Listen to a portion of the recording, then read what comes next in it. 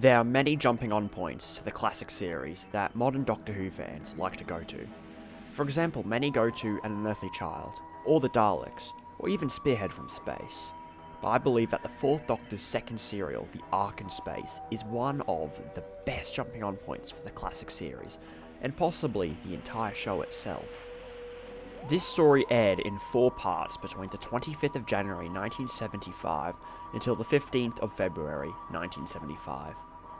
This story was the first to be produced by Philip Hinchcliffe, starting his iconic era, and it was also directed by Rodney Bennett.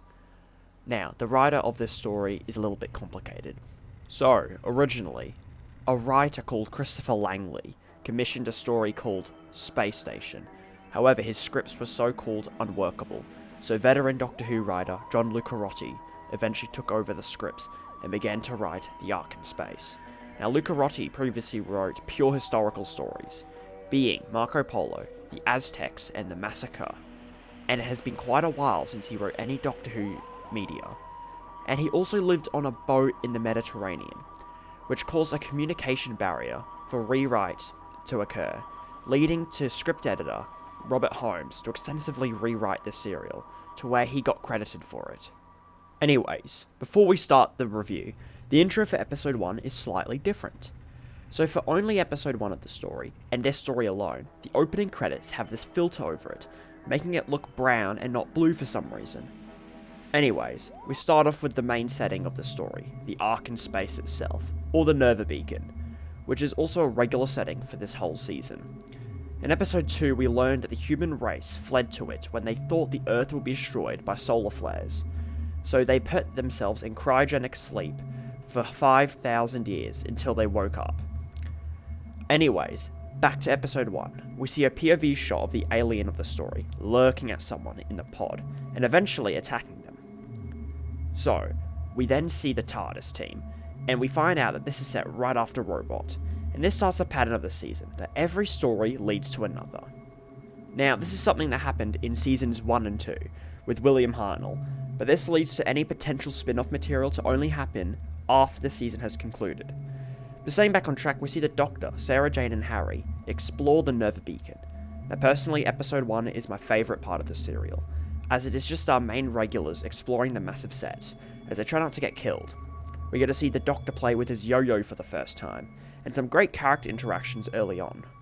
Now I don't know if it is just me, but Sarah Jane's hair has grown quite a bit in between these serials, which is impossible, as they happen directly after each other. But anyway, Sarah gets separated from the two into a room where oxygen is getting depleted rapidly, so the Doctor finds the wires have been chewed on, and he fixes them. And as Harry carries Sarah onto the bed, he says this. Steady on her, bud, steady on her. Harry, Yes, I'm here. call me old girl again. And I'll spit in your eye. Welcome back, Sarah Jane. Now, I don't know why, but this is something Harry loves to say for some reason, and I'm happy Sarah gets pissed off at him, as he deserves it after calling her old girl. Anywho, once the power is on, 2 things happen. 1, an auto-electric turret activates and shoots electricity at Harry and the Doctor, and Sarah gets transmatted to another area in the base, ready to be cryogenically put into a pod. This auto-turret is a cool concept that is a great obstacle for the Doctor and Harry to conquer. After they turn it off, they begin to look for Sarah, where Harry sees a slug with slime trail behind it. Now I think it is time to talk about the elephant in the room, the bubble wrap. So for the main monster of the story, being the Wirrn, their larvae form is made of green bubble wrap. Now back in 1975, bubble wrap was a fairly new invention, that the majority of the public didn't know about, but nowadays it just looks silly and doesn't really work as alien skin, and can cause moments where a modern audience can be taken out of the story. So then Harry and the Doctor go to the cryogenic room, which is one of the best sets in the entire series. And the Doctor has one of his best speeches, being, Homo sapiens. What an inventive, invincible species. It's only a few million years since they crawled up out of the mud and learned to walk. Puny, defenseless bipeds. They've survived flood, famine, and plague. They've survived cosmic wars and holocausts. Now, Here they are, out among the stars, waiting to begin a new life, ready to outsit eternity. They're indomitable. Indomitable. This is such a wonderful speech, which is one of the reasons why Tom Baker's performance is legendary still. Then one of my favourite on-screen bloopers happens, where a background actor in a cryogenic pod is clearly blinking, when he should not be. Then we see Harry find Sarah Jane, and he looks in a closet to find any equipment to get her awake. And then he finds the dead Wirrn Queen for the cliffhanger. Now let's talk about the Wirrn properly. They act as a symbiotic creature by planting eggs inside humans, causing them to slowly take over until they are fully a Wirrn. They also collect knowledge from the humans, as the victim in the beginning of the story is Chief Technician June, which causes them to gain knowledge of the entire Nova Beacon, and how to control it. The Wirrn sabotage the beacon by making the humans oversleep by another 5,000 years, and little larvae live in the space station's solar collector. The thing that makes the Wirrn the most threatening is that they're seemingly indestructible, and the thing that killed the Queen is later revealed to be the auto turret. But laser guns just stun them, and they can survive the vacuum of space for long periods of time, as they can convert carbon dioxide into oxygen, which they can breathe. And also with them being able to slowly transform people makes them quite scary, if not for the green bubble wrap and the very stiff final wasp-looking form. But to add even more to that, they have a genuine motivation, which is survival and revenge. Basically, they were from the Andromeda Galaxy, where human colonizers destroyed their breeding colonies, and they want to gain all of human knowledge to spread around the galaxies. So, before I talk about episode 2, there is a little fact behind it. So it was watched by 13.6 million viewers on broadcast, being the 5th most watched program for the week, which was a title that hasn't been beaten until the Modern Who episode, Voyage of the Damned, in Christmas 2007. Anyway, we finally get to meet the side characters in this episode, as the Doctor and Harry wake up First Medtech Vira. Now, Vira is one of the main side characters, and she is simply a delight. She is someone who listens to our TARDIS team and trusts them, unlike other characters, and she can easily be a companion in the story. Anyway, if you ignore the really squeaky styrofoam use, we go back to the story where Vira learns that she's been sleeping for 10,000 years, and she soon awakens Sarah Jane and other people, which includes the commander Lazar. Now, Lazar is commonly called Noah in this episode. As Vira explains, he was given that name as a nickname after the biblical figure because of the Ark to preserve humanity. For the rest of this review, I'll just call him Noah. So Noah is easily the star of the story. He doesn't trust the Doctor or his companions at all, and wants them to leave so they won't spoil the genetic pool. He knocks the Doctor out and comes into contact with the Wirrn, which begins his descent into madness and his transformation. We can see his transformation is also telepathically taking effect, as the next person to be awakened is Libri, who sees him as a monster. He then starts to go crazy, stating that he himself is June, the technician killed at the beginning. Dune. Technician Dune. I reported him missing. I'm here. I'm Dune. He then runs off, where Libri chases him, but Noah snatches his gun and shoots him dead, revealing his transformed hand for the cliffhanger. For part 3, there's a scene where Noah is trying to fight the Wirrn inside of him, but this scene has definitely lost its effect, as it can be seen a little bit too silly and campy, as it's just a man fighting his hand made of green bubble wrap. And if that's a bit too harsh, even the actor behind Noah, Kenton Moore, was not impressed when he found out that his alien hand was to be covered in bubble wrap, nullifying his performance. We also get to see 2 more crew members get reawoken, being Lyset and Rogan. Now, Rogan stays around and does quite a bit for the final 2 episodes, but Lyset just gets killed by the Wirrn pretty early on. But anyway, Noah is getting more and more transformed, becoming more and more like a Wirrn. And when Harry and Vira encounter him, this strange scene plays. How much time do we have? Time Before the Wirrn reach their adult form. feels near. Very near. tearing free and in the great blackness rushing through. Now, if that scene looks poorly edited to you, then you're not wrong, as a complete dialogue exchange was filmed and cut out, being Noah begging for Vira to kill him before he's fully a Wirren. But it was changed last minute, as Philip Hinchcliffe thought it was a bit too violent and dark for a kids show. This footage is most likely lost now. Anyway, the Doctor attaches his thoughts to the Queen Wirren to learn her final minutes in life, and that's where we learn their weakness to high voltage electricity. So the Doctor sets up the transmat to send everyone back to where the TARDIS is, where another amazing dialogue exchange happens between him and Rogan. Nobody knows it all.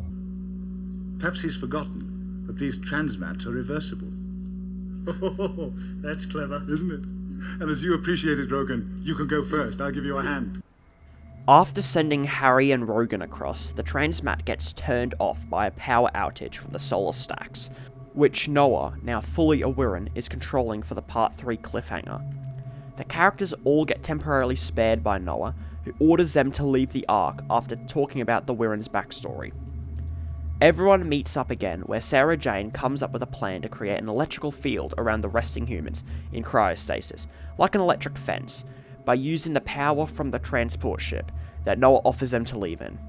Now, I haven't talked about our TARDIS team in quite a bit, so what are they up to in this story? So after part 1, the Doctor spends the majority of the time trying to help by finding out about the Wirren and how they sabotage the Ark. When the Wirren start attacking everybody, he risks his life many times to ensure human survival. Comparing to the previous story, Robot, he spends more time here being more in the plot, connecting more with the characters given. Harry also gets plenty to do, as he spends the whole first episode with the Doctor, exploring the Ark and avoiding traps. Then, he uses his medical skills to help reawaken people, as well as conducting an autopsy on the Wirren Queen. After that, he spends plenty of time with Vira and Rogan, especially at the end, when they are rewiring the transport shuttle. Sarah doesn't do as much as she did in Robot, but after getting sent into the cryopod, she mostly stays with the Doctor, making sure that he is safe. And then, after they rewire the transport shuttle, she volunteers to crawl through the service conduits to connect the electricity cable to the cryogenic room, where the Doctor is hiding from Wirren, and also to avoid being caught. While crawling, she has this great interaction with Harry. How you doing, old girl? How do you think I'm doing? Twit? I'm sorry, I thought you were stuck. She slowly gets navigated through the Ark from the others on a headset. This leads to her on the final stretch where her body just gives out and has no more motivation to keep going, where the Doctor gives this strange bit of reinforcement to help her get to the end. Stop whining, girl. You're useless. Oh, Doctor! Oh, Doctor. Is all you can say for yourself? Stupid, foolish girl. We should never have relied on you. I knew you'd let us down. That's the trouble with girls like you. You think you're tough, but when you're really up against it, you've no guts at all. Oh! Hundreds of lives at stake, and you lie there blubbing. You... Wait! Get out! Now, obviously the Doctor didn't mean this, but I personally think that he could use maybe more encouraging words than straight up insults to help her go to the end. Like, you could argue this is the 4th Doctor's first red flag, showing how rude he could be, but honestly, I think he was just doing this as a last-minute scenario for the survival of the human race. So when Sarah gets to the end, they connect the cables, creating the electrical barrier, but this doesn't stop a few more Wirren from grabbing Sarah's legs. So then the Wirren threaten to deplete the oxygen, which they can survive without, causing more mayhem to happen. Then, they start to spacewalk to invade the shuttle where Vira, Rogan and Harry are. With this knowledge, the heroes begin to start an automatic space launch to hopefully bring all the Wirren onto the spaceship. This then makes the Doctor return to argue with Rogan, as to set this up will cause someone to be incinerated by the exhaust thrusters of the ship, but Rogan knocks the Doctor out. Once the ship launches off, with the Wirren inside, the Doctor returns to break the news that Rogan sacrificed himself to save the others. The spaceship flies off, where Noah says this to them from the ship. Look. Space Station Nova.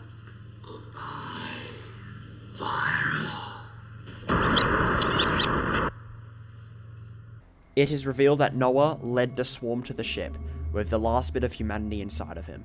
He had chosen not to settle the rocket stabilizers, causing the explosion, and killing the Wirren. After this, the Doctor offers to transmit to the surface of Earth to see if it's safe from the solar storms.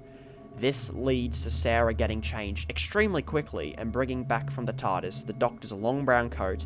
She brings a yellow raincoat and a beanie as well, and Harry brings his coat as they decide to get transmatted to the surface, leading directly to the next story, the Sontaran Experiment.